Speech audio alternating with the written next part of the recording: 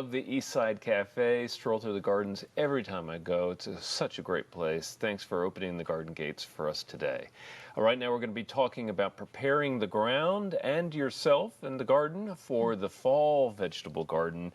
Patty Leander, who's with the Travis County Master Gardeners, is joining us. Patty is also a writer for Texas Gardens Magazine. It's so great to have you on Central Texas Gardener. Thanks, Tom. And this is a great topic for this time of year. For any time of year. Well, you were just talking about how excited you were about the fall garden, and with good cause. The fall garden, for many vegetable gardeners, is a favorite time of year. Yeah. It's been a really tough spring that we're coming out of, but there's always hope. There's always hope, though, because fall will be coming, and we do this every year. We have summer is very difficult here in Texas. And this, especially, no rain. The soil has dried out. Right. Desiccating winds. The wind has been really bad, but it has calmed down quite a bit now, so that's good.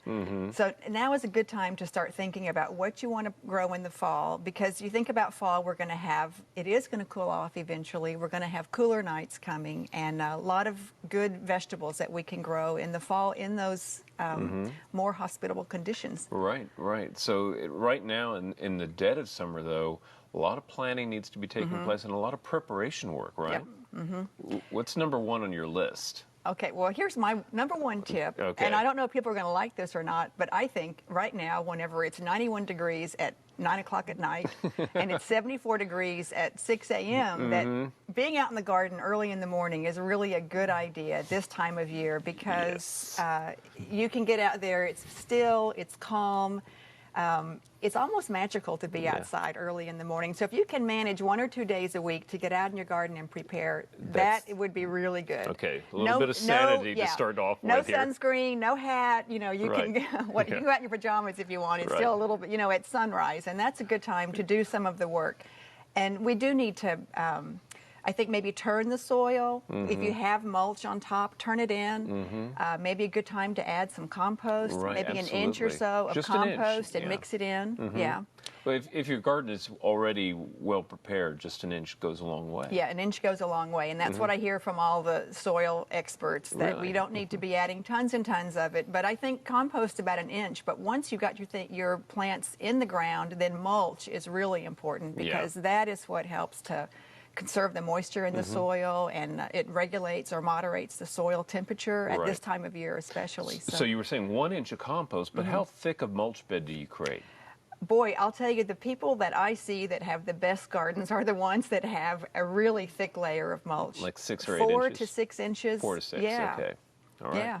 That makes a huge difference. Makes a huge difference, A big insulated layer. Even now, you could prepare your soil now, even if you're not planting until maybe later in August or September. You could prepare your soil now with the fertilizer and the compost and a layer of mulch. And think what that will do to your soil when you go in there in maybe late August or early September. Pull that mulch back, and then you'll have a nice little bed, for planting your transplants. The microorganisms will be all down there and happy. That's right. And they'll say, hey, wait. That's right. So a good garden hygiene is something to think about when we're thinking about the transition to the fall garden. Right. Because there are a lot of leftovers from the spring, and not all wanted leftovers. That's right. You'll probably have a lot of old leaves that may be diseased. There may be insects or eggs hiding in the leaves, the debris from the plants that have fallen down to the soil. So I usually clean all that stuff out, put it in the compost pile. The one thing I don't like to put in the compost pile is whenever I do pull out like tomatoes or cucumbers, I always check the roots for nematodes. And if I do find nematodes on the roots, then those go into a bag, they get tied up, and they go into the trash. Okay, and the way to look for that is knotted roots. Yeah, if you see roots that have little swollen knots, that's a sure sign of nematodes. Okay, so that's a great tip, because prevention is the best cure when it comes to nematodes. So good garden hygiene goes a long way. Now, when you talk about fertilizer and putting that into the ground, what do you like to use in your garden? Well, there's lots of organic fertilizers that you can use, like cottonseed meal, alfalfa meal, but it's a little easier, I think, to just go and get one that's been prepared. Like 824 is a real common lawn fertilizer. Or even a 15-5-10. Yeah, for my garden, I have, I always, when I do a soil test, it's always a good idea to do a soil test. And usually when I do a soil test, the phosphorus is always high because that stays in the soil. The nitrogen is always low because that's something that just gets burned up and the plants use it up. And that's the main thing that we need to be adding to the soil is the nitrogen. So even a lawn fertilizer like 15-5-10 is a good thing to put in. And we're lucky here locally. We have some great organic products made locally that are right here in Central Texas. We do, 824, whatever, So 622 is another one, and 824. Those are really good. If you're using those organic fertilizers that have a lower amount of nitrogen, like the 8 or the 6% nitrogen, then you might want to use a little bit more. A general recommendation is 1 to 2 pounds of fertilizer per 100 square feet of garden space. So if you're using the 15-5-10, 1 pound. If you're using the 824, maybe 2 pounds of that. Okay. So we've got the soil prepared. We've got our mulch. We're ready to go. What about the plants themselves? Late summer, we put a lot of these things in the ground, but it's still really tough out there. That's right. So a couple of recommendations are, number one, if you are going to be planting seed, like when it's time to plant root crops like carrots and turnips, radishes, where you're going to be putting them directly in the ground, it's a good idea to water that soil beforehand. Now, if you've got all that mulch there, you may not need to do that.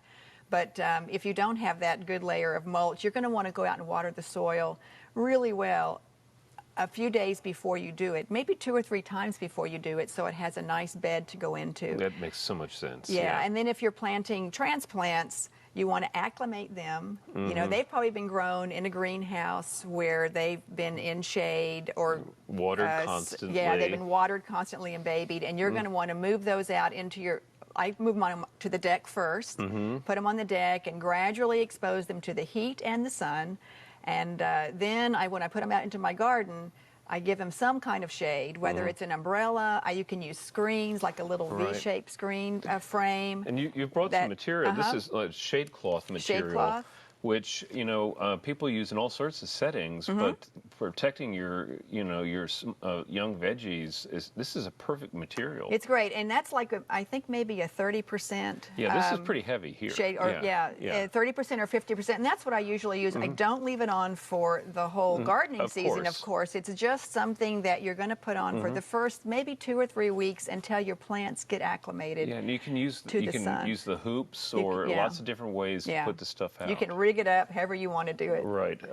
And you also like to shade the ground itself. And you bought this burlap, and I assumed it was for shading the plants, but you said you like to use it on the ground. You can use it for the plants, but in lieu of, if you don't have that mulch down, if you haven't gotten around to doing that, and it's time to plant something like carrots, then I would put that burlap or even row cover, that row cover fabric that we like to use, directly on the soil, water through that. You plant your seeds and then put that burlap or the row cover on top of the seeds that are in the ground and just water through that, and that will help to keep the soil moist while the seeds germinate. And once they germinate, then you can pull that up, and then they're probably going to be okay.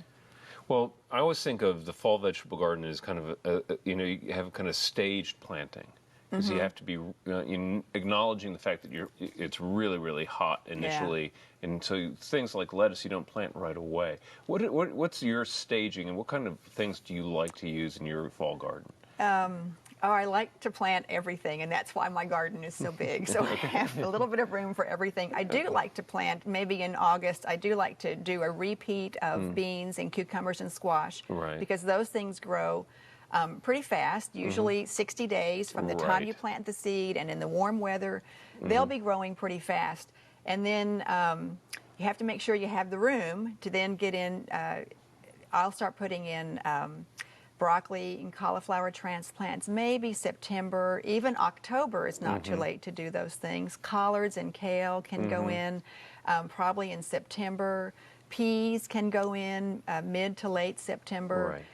Lettuces, they don't really like the heat so much, so I'll usually wait a little bit, October, and hopefully we'll get a little break in the weather. But remember, in the fall, the nighttime temperatures are going to cool off, and the days are going to get a little bit shorter, so everything slows down just a little bit. Even though it's still hot outside, there's still a little shift in the way things are growing. Well, I know that the Travis County Master Gardeners are going to be holding a workshop on the fall vegetable garden on August 6th. Is that right? And That's right. it could be a great opportunity for people to get more plugged into the information. Yep.